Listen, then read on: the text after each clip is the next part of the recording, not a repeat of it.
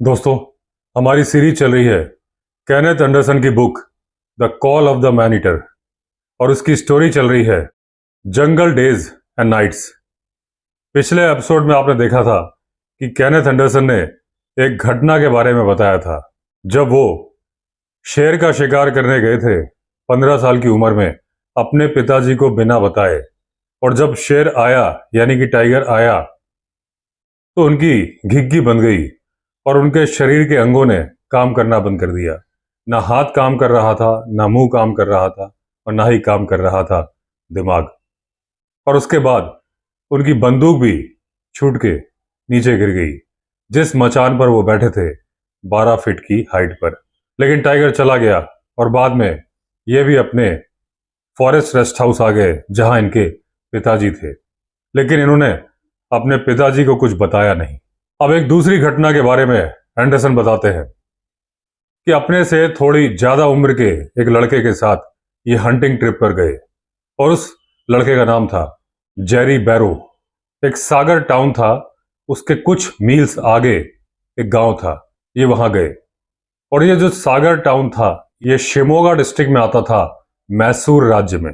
अब एंडरसन बोलते हैं कि हम जैसे ही आए हमारा भाग्य काफी अच्छा काम कर रहा था, क्योंकि आते ही हमें खबर मिली कि टाइगर ने 2 जगह पर किल किया है और दोनों अलग अलग जगह थी और दोनों जगह इस गांव से केवल 1 मील की दूरी पर थी।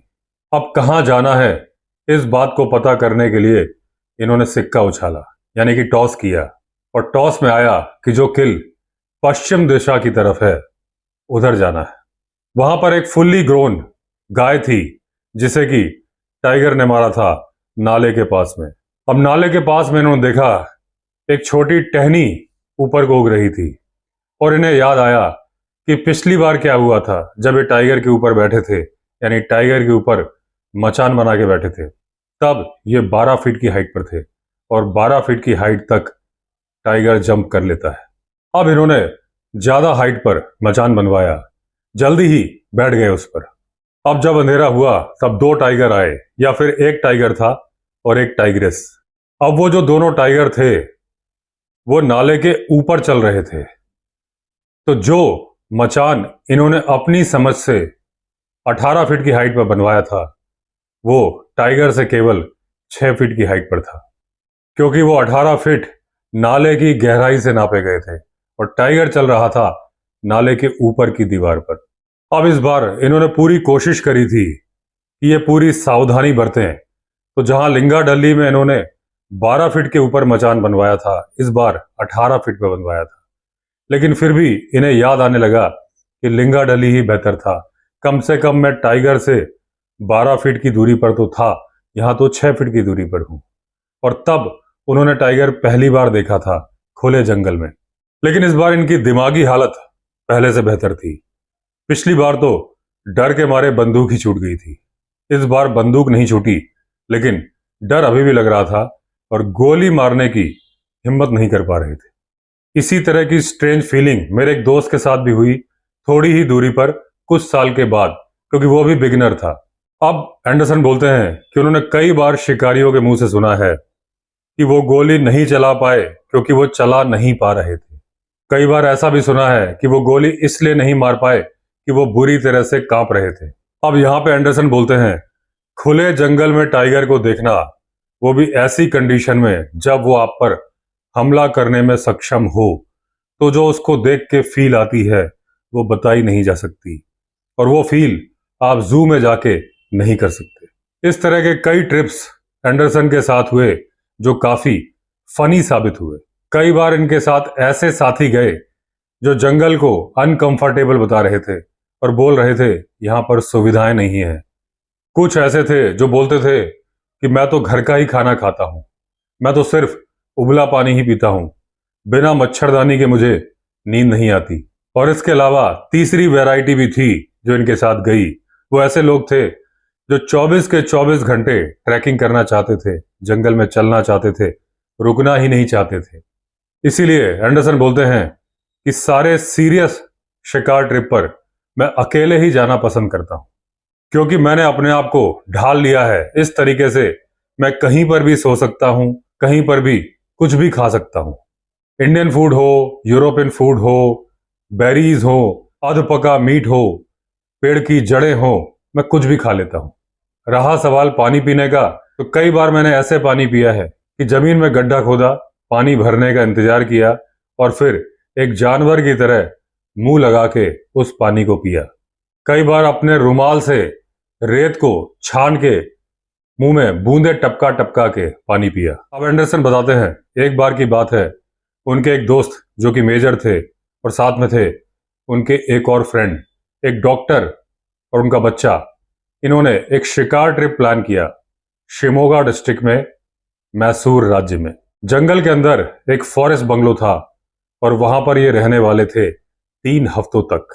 अब ये अपने साथ 3 हफ्तों का राशन और सामान भी लाए थे, लेकिन ये पेट भर भर के खा रहे थे और जो पक्षियों का शिकार करते थे बहुत ज्यादा था नहीं, और ये टाइगर को अलर्ट भी नहीं करना चाहते थे कि गोली की आवाज सुने और अलर्ट हो जाए। तो जो 3 हफ्तों का राशन था उसका आधा इन्होंने 10 दिन में ही खा लिया।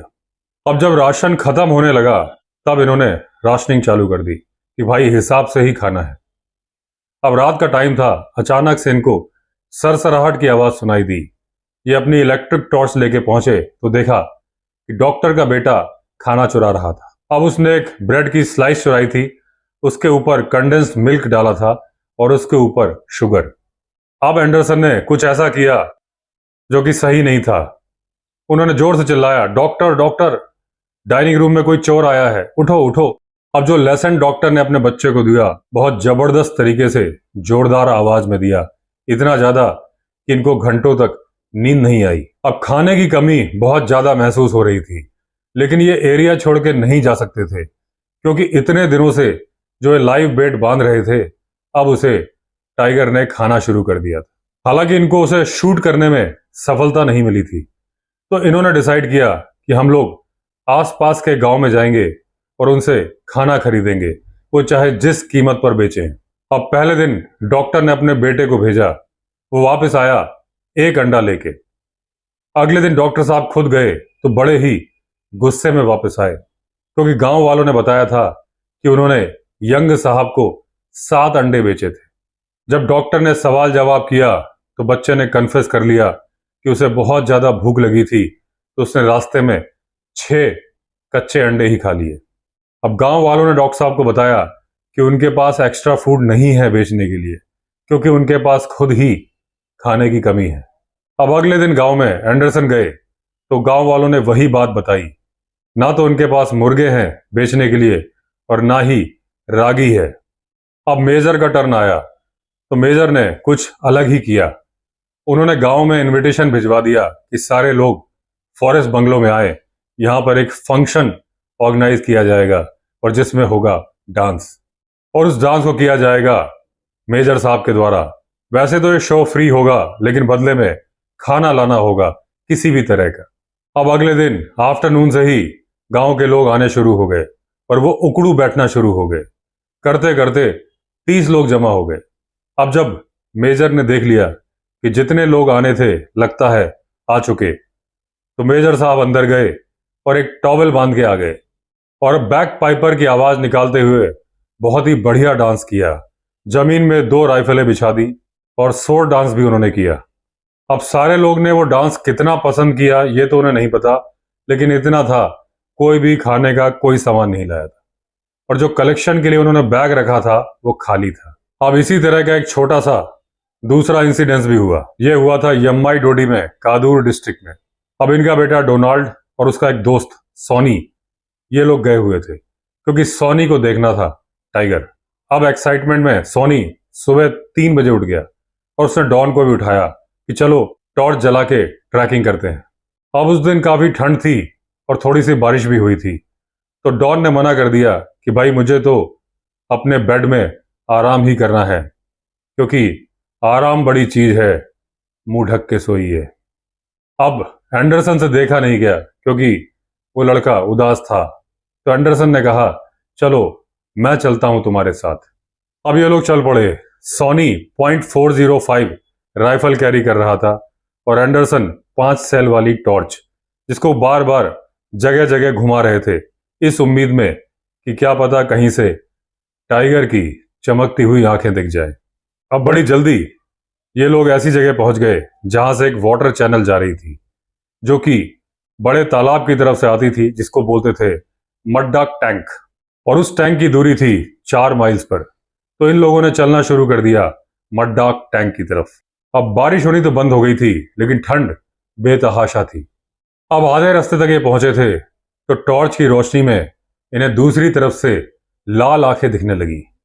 इन्होंने सोचा, इतनी लाल आंखें किस जानवर की हो सकती हैं। अब ये बार बार टॉर्च मार रहे थे, लेकिन वो आंखें हटने के लिए तैयार नहीं थी। तो इन्होंने एक बार टॉर्च हटा ली कि देखता हूं ये जानवर वहां से जाता है कि नहीं। फिर टॉर्च मारी तो देखा आंखें वहीं पर थी। अब इनको समझ में आ गया था कि ये 2 आंखें नहीं हैं, जलते हुए अंगारे हैं। कुछ कैंपर्स ने लगता है यहां पर कैंपिंग की थी। अब एंडरसन बोलते हैं कि ये बहुत बड़ी भ्रांति है लोगों में कि जंगली जानवरों की आंखें अपने आप चमकती हैं। वो अपने आप नहीं चमकती हैं, वो ग्लो करती हैं जब उनके ऊपर कोई रोशनी मारी जाए। और वो कलर डिफरेंट कलर हो सकता है। कहीं आंखें हरी होती हैं, कहीं गेहुआ और हरा रंग मिला हुआ होता है, कहीं गेहुआ और लाल रंग मिला होता है, और कहीं पर रेडिश वाइट कलर होता है। ये इस बात पर डिपेंड करता है किस एंगल से टॉर्च मारी गई है और वो जानवर कौन सा है। तो अगर कहीं पर टॉर्च नहीं है, इसका मतलब कोई आंख चमकती हुई नहीं दिखेगी, और अगर दिख रही है तो फिर वो जानवर नहीं है। लेकिन यहां पर भी कॉमेडी हो गई, क्योंकि सोनी मेरे बगल में खड़ा था, बंदूक उसके पास थी, और जब मुझे लगा कि वो आग है या आग के जलते हुए अंगारे हैं, तो मैंने कहा फायर। मेरा कहना था फायर। जोर का धमाका हुआ। सोनी महाराज ने बंदूक का फायर कर दिया था। यह बात अलग है कि उनका निशाना सही नहीं था। अब जंगल में तरह तरह की आवाजें आने लगी, अयो अयो। लोग डर गए थे। इन्होंने सोनी को डांटा कि तुम क्या बेवकूफ आदमी हो, मैंने तुमसे ये नहीं कहा था कि फायर करो, मैंने ये कहा था वहां फायर है। लेकिन सोनी भी कम नहीं था। बोले आपने ऐसा कुछ क्लैरिफाई नहीं किया था, आपने केवल एक वर्ड बोला था फायर, तो मैंने कर दिया फायर। अब जो लोग अयो अयो चिल्ला रहे थे, उनके लिए एंडरसन बोलते हैं कि लोग टाइगर से बिल्कुल नहीं डरते अगर उस इलाके में मैन ईटर ना हो। ये लोग खुले में सो रहे थे बिना किसी प्रोटेक्शन के। वो तो अच्छा हुआ सोनी का निशाना चूक गया। अब एंडरसन बोलते हैं कि ये सोनी बड़ा ही खतरनाक आदमी है, इस तरह के आदमियों के साथ जाना नहीं चाहिए।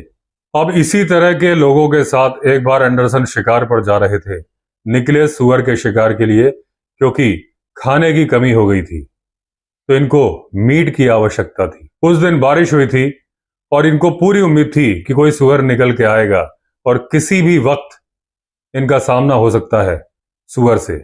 अब सोनी इनकी कार के लेफ्ट मडगार्ड पर बैठा था और .12 बोर की गन उसने इनसे उधार ली थी।